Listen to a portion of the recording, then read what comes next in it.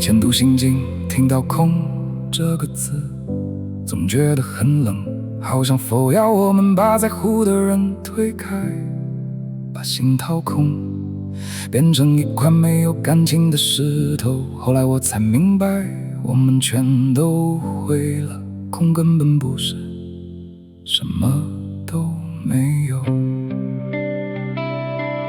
你看小孩子玩的那团粘土，它在盒子里的时候没有形状，什么都不是，但也正因为它什么都不是，它才能变成一只狗、一朵花或者一座城堡。我们每个人一开始也是那团柔软的泥，但活着活着，我们被捏成了一个老板、一个父亲、一个必须坚强的大人。我们太入戏了，把这个形状当成了全部的自己。色即是空，空即是色，不是说你现在扮演的角色是假的，是说别忘了你本质上是那团柔软的泥。空不是什么都没有，空是你还没被定型之前的位置。我们为什么会痛苦？因为我们死死护着一个脆弱的形状，害怕它变形，害怕它碎掉。你不是那个形状，你是那团泥，碎了不是消失，是你又可以重新开始。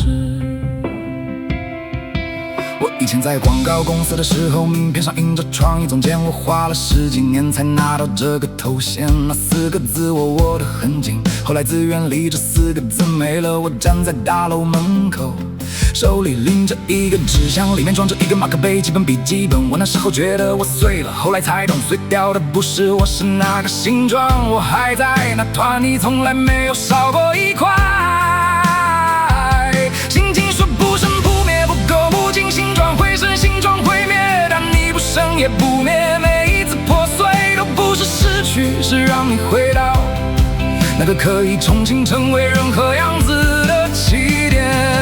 无问皆空，无言而闭，射着你，这不是叫你闭上眼睛不去感受，是说当你不再死命抓着我必须是什么样子的执着，你就不再害怕受伤了。无知一无的，这不是看破红尘的无奈，这是最大的解脱。当你知道自己随时可以重塑，你还会害怕失去什么吗？有一天，我儿子拿着粘土捏了一只恐龙，捏了半小时，很得意的拿给我看。我说好厉害，然后他1秒就把恐龙揉回一团，又开始捏别的。我愣住了，他没有犹豫，他没有舍不得，因为他知道恐龙不是终点，好玩才是我们长大以后忘了这件事。你不是那个形状，你是那团泥，碎了不是消失，是你又可以重新开始。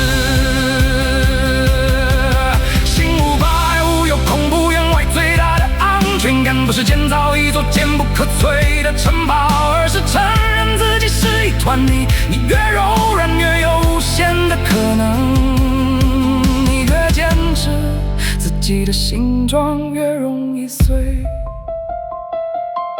后来我开了一间关东煮店，很多人问我，以前是创意总监，现在卖关东煮，你不觉得掉价吗？以前这句话会刺到我，因为我还在乎着那个形状，现在不会了，因为那个创意总监和这个关东煮老板都只是你的一个样子，你没有搞定，只有你现在想捏着什么。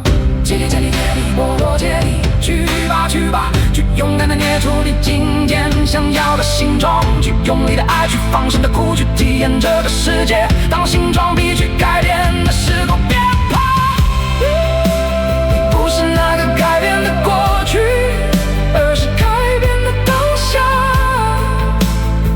你从来没有失去过自己，因为你就是那团泥，什么都不是，所以什么都能是。